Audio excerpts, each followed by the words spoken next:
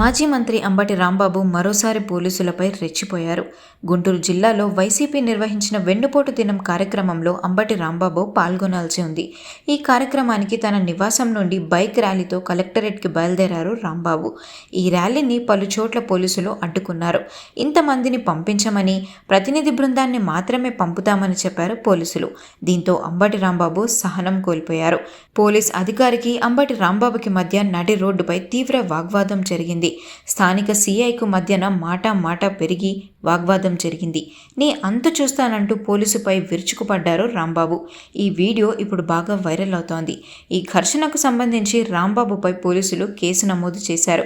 విధులకు ఆటంకం కలిగించారని రాంబాబుతో సహా పలువురు వైసీపీ నేతలపై కేసు నమోదు చేశారు పోలీసులు.